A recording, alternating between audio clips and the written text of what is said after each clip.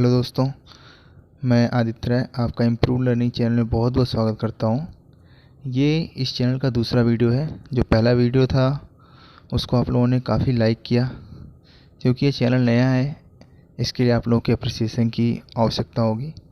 तो अगर आपको वीडियो अच्छा लगे तो प्लीज़ आप वीडियो को लाइक कीजिएगा, और अगर आप वीडियो देख रहे हैं, आपको वीडियो पसंद आ रहा है, तो प्लीज़ चैनल को सब्सक्राइब ज़रूर कीजिएगा। कल मैंने आपको संविधान का भाग 1 पढ़ाया था, मतलब संविधान से रिलेटेड ही मैंने कुछ चीज़ें बताई थी कि संविधान को बनाने में उसमें उसके अध्यक्ष कौन थे, किसकी संस्तुति से संविधान सभा का गठन हुआ, ये सारी चीज़ें मतलब मैंने आपको बताई थी। तो आज हम पढ़ेंगे संविधान का भाग 2, और आज जो हम पढ़ने वाले हैं वो है आर्टिकल से रिलेटेड टॉपिक। तो हम आर्टिकल के बारे में पढ़ेंगे कि संविधान के कुछ जो महत्वपूर्ण आर्टिकल हैं उनके बारे में हमें आज पढ़ना है। तो चलिए, जो पहला इसका आर्टिकल है 330।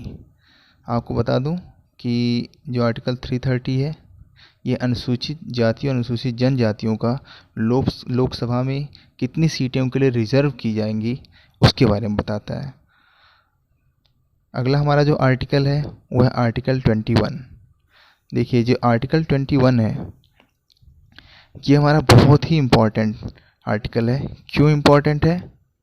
क्योंकि दोस्तों, ये अनुच्छेद जो है भारत के प्रत्येक नागरिक को जीवन जीने और उसकी निजी स्वतंत्रता को सुनिश्चित करने का अधिकार देता है। मतलब यदि कोई संस्था जो है किसी व्यक्ति के इस अधिकार का उल्लंघन करने का प्रयास करता है, तो जो पीड़ित व्यक्ति है वो उच्चतम न्यायालय में इसकी शिकायत कर सकता है। मतलब प्रत्येक व्यक्ति को अपनी स्वतंत्रता को सुनिश्चित करने का अधिकार है। आपने सुना है ना, स्वतंत्रता का अधिकार, वो यही है। कोई भी आदमी, कोई भी संस्था, कोई भी किसी व्यक्ति के साथ क्रूर या अमानवीय व्यवहार नहीं कर सकता है। अगर वो ऐसा कर रहा है तो वो भारत के संविधान के अगेंस्ट है। उसके खिलाफ हम क्या कर सकते हैं? शिकायत कर सकते हैं। अगला हमारा जो आर्टिकल है वो है आर्टिकल 13। तो आर्टिकल 13 ये जो है, इसमें क्या बताया गया है कि कोई भी राज्य आपका क्या कर सकता है? अपना कोई कानून तो बना सकता है, लेकिन ऐसा कानून नहीं बना सकता जो संविधान द्वारा दिए गए अधिकारों में हनन पैदा करता हो या उसके प्रभाव को क्या करता हो? कम करता हो। क्या करता हो? उसके प्रभाव को कम करता हो। ठीक है, आगे हम आते हैं आर्टिकल 14 में। देखिए, आर्टिकल 14 भी आपका मौलिक अधिकार में से एक अधिकार है, जो कि है समानता का अधिकार। ठीक है, ऊपर हमने आर्टिकल 21 पढ़ा था, वो भी हमारा मौलिक अधिकार था। ठीक है, वो था हमारा स्वतंत्रता का अधिकार। अब हमारा ये है समानता का अधिकार। ठीक है, तो आर्टिकल जो 14 है वो हमें समानता का अधिकार देता है। वो समानता कैसी होगी? तो वो समानता है हमारी, सबको समान अधिकार होना चाहिए। इसका मतलब है कि किसी भी व्यक्ति में उसके जाति के आधार पे या किसी भी राज्य, देश, किसी भी आधार पे हम उसे उसके अधिकारों से वंचित नहीं कर सकते हैं। ठीक है, अगला हमारा जो आर्टिकल है वो है आर्टिकल 15। आर्टिकल 15 क्या है? अब अगर आर्टिकल 15 आप लोग देख रहे हैं तो आपको तुरंत ये मूवी याद आई होगी। अभी आर्टिकल 15 जल्दी ही आया था, एक मूवी थी, और उससे आपको इस आर्टिकल के बारे में काफ़ी कुछ पता चल गया होगा कि ये आर्टिकल किस चीज़ के बारे में बताया गया होगा इस आर्टिकल में। तो बस मैं इसको आपको थोड़ा सा बता देता हूँ कि इसमें ये बताया गया है कि किसी भी व्यक्ति के, देखिए, किसी भी व्यक्ति के धर्म, वंश, जाति या जन्म के आधार पर आप भेदभाव नहीं कर सकते हैं।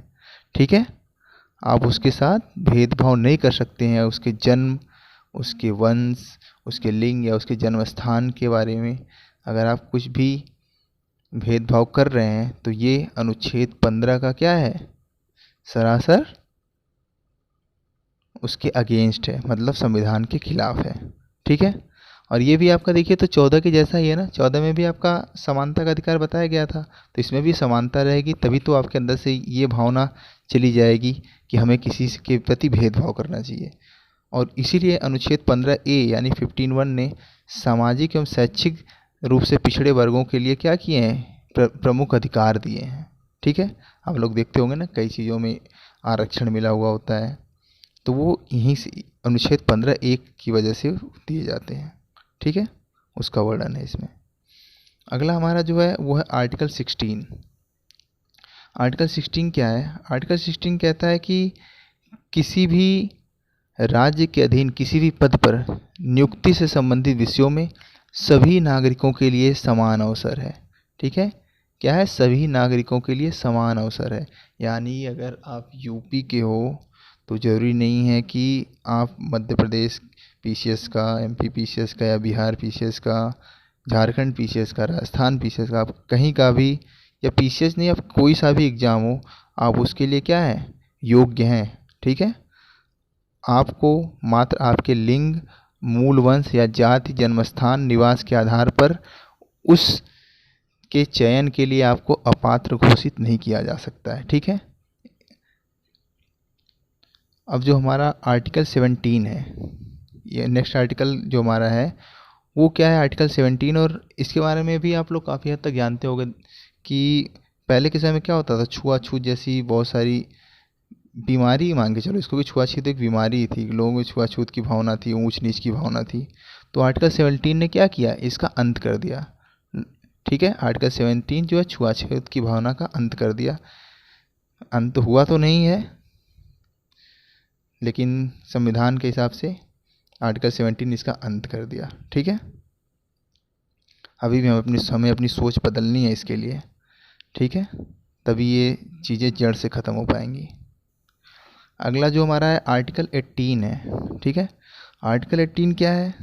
इसमें ये बताया गया है कि 2 उपाधियाँ जो राज्य सेना द्वारा दी जाती हैं, या आपने जो पढ़ के विद्या द्वारा, शिक्षा के द्वारा जो उपाधि अर्जित की है, आप उपाधि अर्जित करते हो, डॉक्टरेट की, शास्त्री की आदि उपाधि जो आप अर्जित करते हो, इन उपाधियों को छोड़कर बाकी सारी उपाधियों को क्या कर दिया गया है? ख़त्म कर दिया गया है। ठीक है, यानी कि इन उपाधियों को छोड़कर के आप कोई भी सी भी उपाधि ग्रहण नहीं कर सकते। पहले उपाधि होती थी ना, महाराजा की, नवाब की, पेशवा की, इसमें से कोई सी भी उपाधि आप नहीं ले सकते हो।